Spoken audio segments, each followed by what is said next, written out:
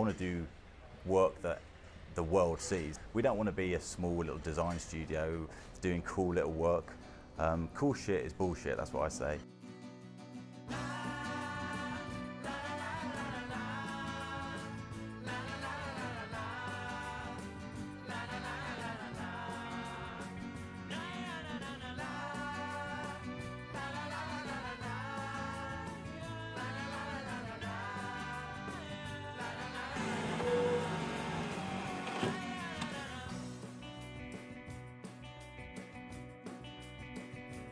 I'm Mills, Chief Wonka at Ustwo, the studio of dreams. It's interesting when I think about how Ustwo started. We never had any thoughts or plans as to what we were going to do with the studio. It was just like, let's do something really good. Let's just work on great projects. That's what we love doing. You know, we're not businessmen. We were me. I was the visual designer, and Sinks was the interaction designer. And together, it's like the perfect combination. Name's Sinks. It's always been Sinks and Mills since we started. I've known Mills since I was about 11. We both grew up in Tunbridge Wells. Best friends, we go back since little kids. And that's crucial. It wasn't sort of two people coming together with a plan to make a great studio. It was just, let's just do something we're passionate about. We took I think we borrowed £4,000 or whatever 2 laptops cost back in 2004. Yeah, we took £5,000 from my dad, enough to kind of tie us over for the first few years, or a few years, Christ, a few months.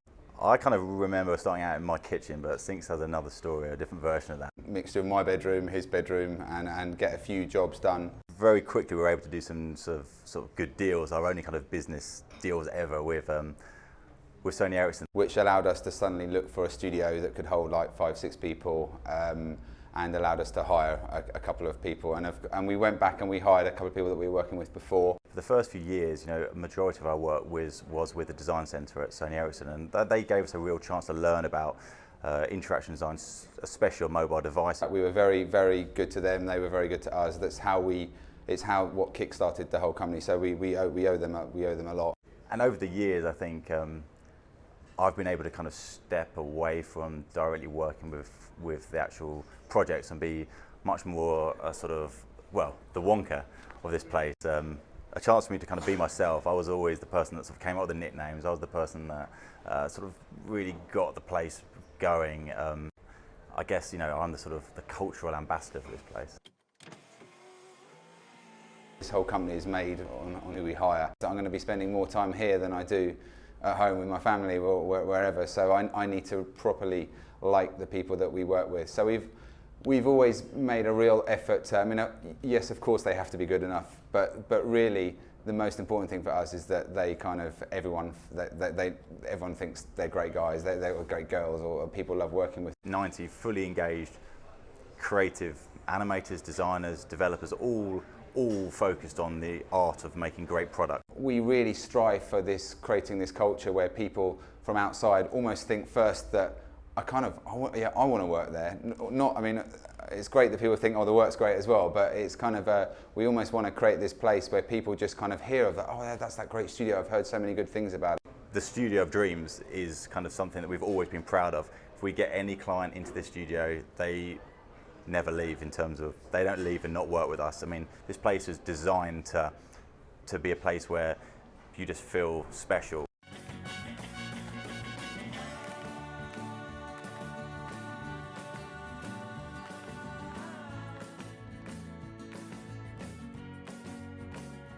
We were passionate about doing great work and hard work. I mean, that was absolutely crucial, but we were passionate about having a place that, you know, you go to do great work. It wasn't about, you know, you're going to spend a lot of your time here, so well, who wants to work in a place that makes you feel a bit sick? We didn't want, equally, a sterile design studio full of white walls. You know, we wanted somewhere that had emotion, had a personality. The beautiful position we're in now is that as a studio that's run really well, that makes money, that makes profit, we pump an awful lot of that back into a group that we call CWA, Content with Attitude. This is 10 people fully focused on producing own IP, run by the Wonka himself. This is about showing, you know, the world that we know how to make great products. Nursery Rhymes was a perfect example of something that did exceptionally well. It hit #1 in the US, hit #1 in the UK in books, and it really disrupted the publishing industry. All the big publishers suddenly knew who we were. And that was a key part of doing that. Like, let's produce something that's so utterly gorgeous that people think, wow, who is this Ustwo company? And they start looking, into who we are, and we've made some great relationships with them, and we'll now be working with them directly to produce some great work, show them how it's done. But own IP is absolutely crucial. I mean, this is a perfect example of an app we made over 2 years ago. It's now made £123,456, and it took a couple of weeks to make, but this has become a prime example of what Ustwo is good at. If you want a mouth replacement app, we're the guys to come to. But something like that, believe it or not, it sort of goes out to the world, and big clients come to us saying, my kids absolutely love that. I don't suppose you happen to have a 90-person UI UX studio that's capable of creating enterprise solutions for one of the biggest brands in the world? Funny enough, we do. Putting stuff out there, like really serendipitous products in many ways, like chuck it out there, have no real idea what's going to happen to it, but something's going to come of it. That's what I love doing. I don't really want to plan anything. I just want to chuck it out there. We're about to release a game called Whale Trail. Is a chance for us to disrupt the game industry, basically. We've made games before, but they've been a lot more graphical and less kind of character driven. But this time we wanted to do something that was a lot more rich and hopefully a lot more popular. Where our previous games have been quite niche and sort of aimed at a sort of niche audience, very graphical. We took that point of view that we wanted to do something that was really going to sell well, that was going to be hopefully very popular. We wanted to make it fun and quirky, so we had the idea of making it into a flying whale. It flies above the clouds and collects colour and dodges dodgy grey clouds. It has a central character and it's designed to be a lot more appealing. Right, aiming at mass market, our sort of understanding was we had to come up with something that was addictive and easy to use. We came up with a one-touch gameplay idea, which is you only have to press to make the whale fly and release to make the whale swoop. Once we knew the mechanic was working, that's the biggest challenge, and then after that everything else is just in some ways icing on the cake, because we're really confident that that works. And then after that, it's just seeing how beautiful we can make it look. We spent a lot of time working on designing a cute whale character, which we think we've done. And then the rest of the game is populated with other sort of interesting characters. The whole scenery is very colourful, and you fly through different coloured zones as if you were flying through different colours of the rainbow.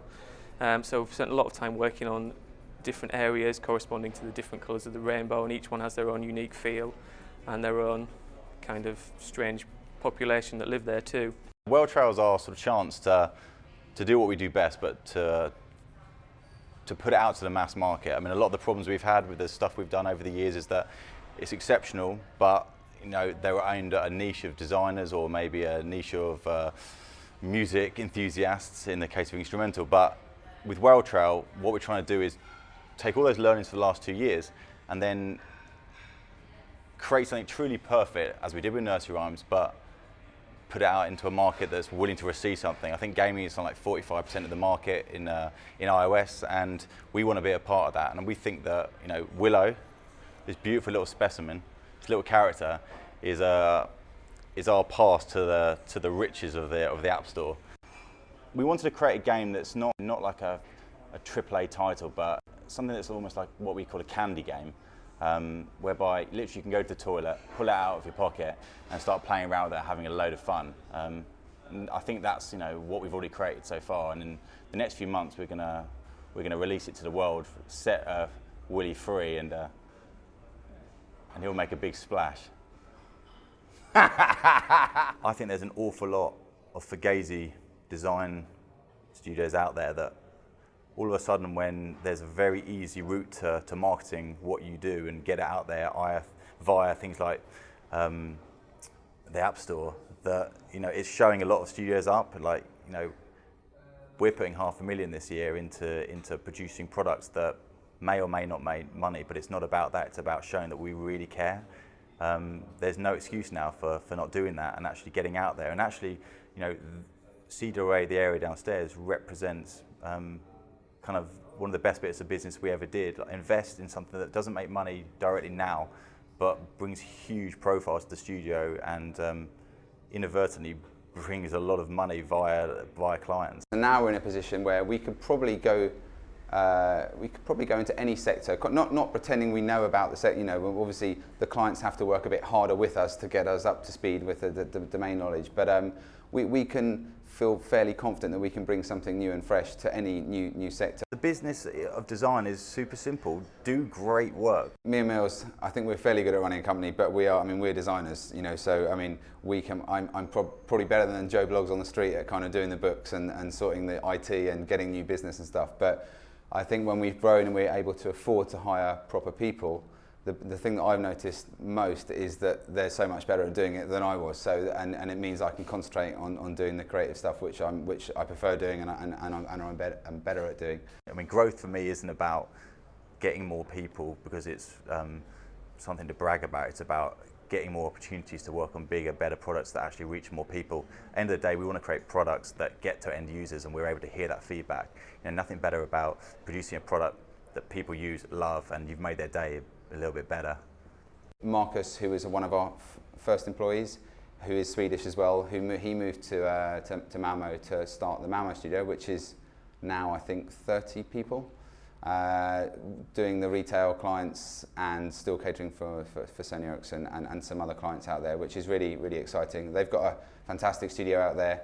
One thing that's cheap in Sweden is studio space. Everything else is really expensive, but you can get great studios out there. What people really like about Ustwo is that it's true. You know, it's true passion here. It's not made up. We really care, and we want to get bigger, and we want to show the world that, you know, how to roll basically in interaction. And I think we haven't even started yet. We're at the beginning of this journey, and that's the exciting thing. You know, we've just moved into this new studio.